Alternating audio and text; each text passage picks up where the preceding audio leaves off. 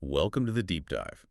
If you're here, you're probably navigating the incredibly complex and, let's be honest, often overwhelming world of reproductive health. Especially the high-stakes journey of IVF. Exactly. And today we're zeroing in on one of the most common, but also one of the most debated therapies that people use alongside IVF, acupuncture. It's a field where the emotional load is just immense, and every little bit of information, every potential edge really matters. It really does. So our mission today is to cut through some of the noise, go past the testimonials and the big claims. We've been digging into the research you sent over, the physiological studies, the clinical reviews, to get to the core of it. The how. The how, exactly. We want to find the measurable biological mechanisms. Yeah. How does acupuncture actually influence the body to support AVF? And before we even get into that, I think we have to ground this whole conversation in why this matters so much. Good. The biggest challenge in IVF, the absolute linchpin, is egg quality. So give us the numbers. What are the stakes we're talking about here? The statistics are, well, they're pretty stark, particularly as you get older. To produce just one chromosomally normal embryo, haploid embryo, Which is the baseline, right? The absolute minimum for a chance at implantation. it's the non-negotiable prerequisite. And the number of eggs needed to get that one good embryo just escalates dramatically. If you're under 35, you might need, say, around 5 eggs. 5 eggs to get one viable embryo. That's already a pretty high bar. It is. Now, if you're over 40, that number doesn't just double, it leaps. You might need anywhere from 23 to, well, over 40 eggs to get that same result. Wow. From 5 to 40. It just puts this incredible pressure on making sure every single follicle you retrieve is as healthy and mature as it can possibly be. So you're optimizing the ovarian environment. You have to. Look, acupuncture obviously can't turn back the clock. It can't change your chronological age.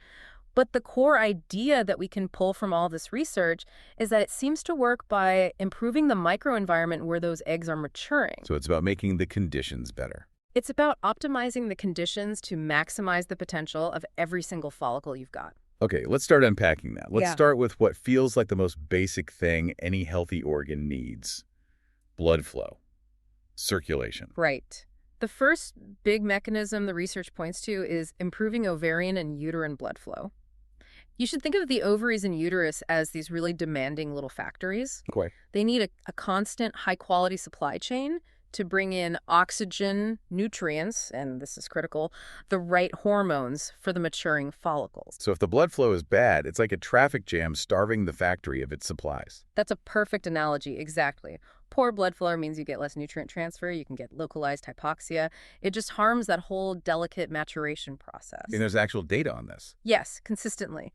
Studies in both animals and humans show acupuncture can increase what's called ovarian perfusion. That's the blood flow through the tiniest little blood vessels. But what's maybe more interesting is that it specifically reduces uterine and ovarian vascular resistance. Vascular resistance. So what does that mean exactly? It's basically how tight the blood vessels are. High resistance is like having a kink in a garden hose. Right. Not much gets through. Not much gets through. So by relaxing those vessels, you improve the whole dynamic. And there are specific human studies that show an almost immediate effect. The research highlights that stimulating certain points, like Sanyin-Jiao or SB6, improves uterine arterial blood flow right away. That's a concrete, measurable change. A very concrete vascular effect. So we've got better plumbing. The physical environment is better. But what happens if the body is just swimming in stress hormones? It feels like better circulation doesn't matter much if the chemical signals are all wrong. And that leads us right into the second mechanism. The hormonal side. This is where that mind-body connection stops being anecdotal and becomes biochemical. Mechanism 2 is all about lowering stress hormones and anxiety markers. IVF is unbelievably stressful. We all know that. Of course. But this isn't just about feeling calmer. It's about how that stress chemically disrupts your reproductive system. So what's the pathway? How does stress cause that disruption? It's all about the HPA axis, the hypothalamic pituitary adrenal axis, and the stress hormone it releases, cortisol. Right. High sustained levels of cortisol are just destructive. They essentially hijack the system. They directly interfere with that delicate dance of LH and FSH, the main reproductive hormones. When cortisol is high, the body basically prioritizes survival over reproduction. So it's actively blocking the very signals we want the ovaries to get. It's blocking the signals, and the research really shows this clearly. You can look at studies like one from 2009 that followed IVF patients. They found women who got acupuncture during their IVF cycle had, significant drops in key stress markers. Like cortisol. Like serum cortisol and also prolactin. Oh, prolactin is interesting Mm-hmm. because that's the lactation hormone, and we know high levels can shut down ovulation. Yes, so seeing a measured drop in both cortisol and prolactin suggests the body is shifting out of that emergency fight or flight state. It means your system is just better able to receive and use the stimulation meds you're taking. The reduction in anxiety is a bonus. A great bonus, but the drop in cortisol and prolactin, that's a real chemical advantage. Okay, that's a powerful 1-2 punch. You have a better delivery system from good circulation and a cleaner chemical signal from less stress. Now let's go deeper. This is where you said it gets really interesting, down to the cellular level. Right, to inflammation. Inflammation. Mechanism 3. I like to call inflammation the silent killer of egg quality. So this third mechanism is all about modulating inflammation and specific immune factors. That microenvironment inside the follicle, it has to be pristine. If it's flooded with pro-inflammatory signals, the quality of that egg just plummets. And what kind of damage does that actually do to the cell? You're talking about things like oxidative stress. It's like premature aging for the egg. The sources specifically point to these inflammatory molecules like TNF-alpha. Tumor necrosis factor alpha. That's the one. And another one called interleukin-6, or IL-6. Now, these are important for your immune system, but when they're too high in the reproductive tract, they disrupt everything. They damage the mitochondria in the oocyte. They mess with meiosis. They basically create a hostile, aging environment. So the acupuncture is kind of like an anti-inflammatory filter. It's protecting the eggs as they mature. That's a great way to think about it. The data suggests it can literally lower the levels of those specific mediators. And by shifting that whole environment toward a less inflammatory state, you're providing a healthier, safer space for that egg to complete its development. You're protecting its machinery. This all seems to connect. Better blood flow, less stress hormones, a less inflammatory environment.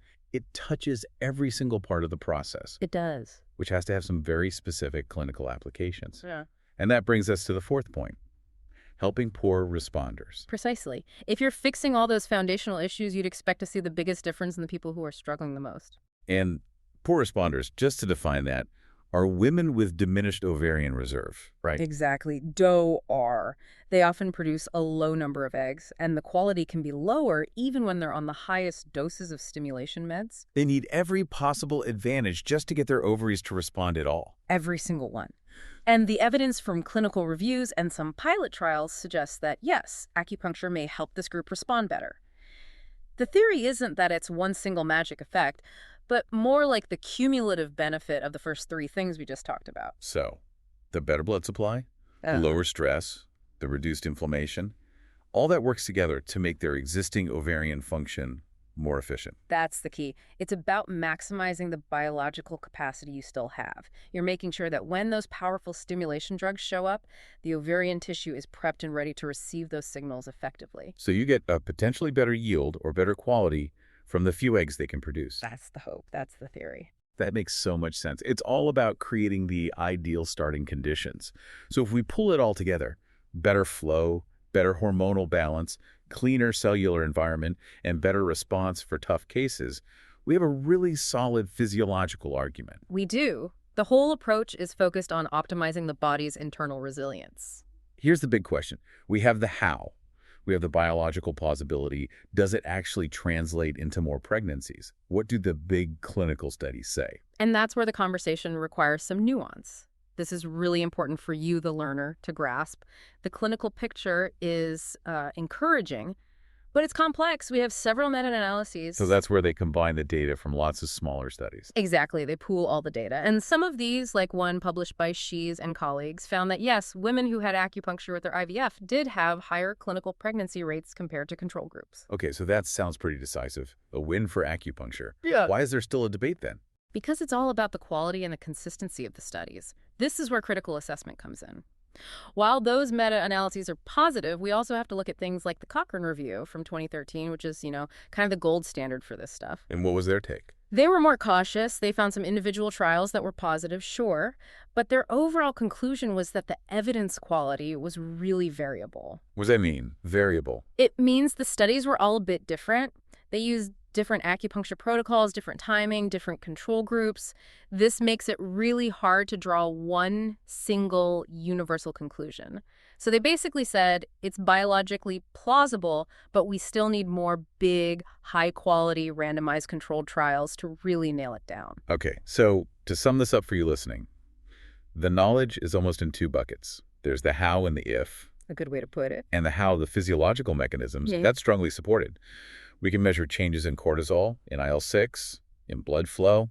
Absolutely. The biological plausibility is very high because we can actually see the mechanisms at work. We see the inflammation go down, the circulation improve.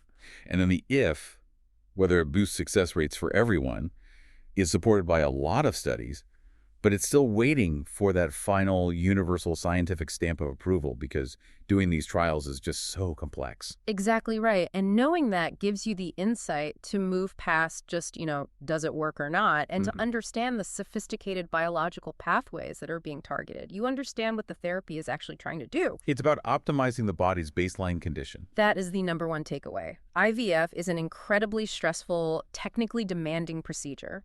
So anything that can improve the microcirculation, manage the systemic stress response, and shift the cellular environment away from destructive inflammation, it's giving the body the best possible chance to succeed. Leveraging a complementary method to support a very advanced technology. Precisely. And that idea, that influence on the immediate environment, it leads to a final thought for you to take away. If a localized intervention like acupuncture can significantly modulate key things like microcirculation and stress hormones, enough to influence something as complex as successful egg maturation, what other high-stakes biological processes could we improve just by focusing on optimizing their immediate local physiological environment? Something for you to mull or explore on your own. Until next time on The Deep Dive.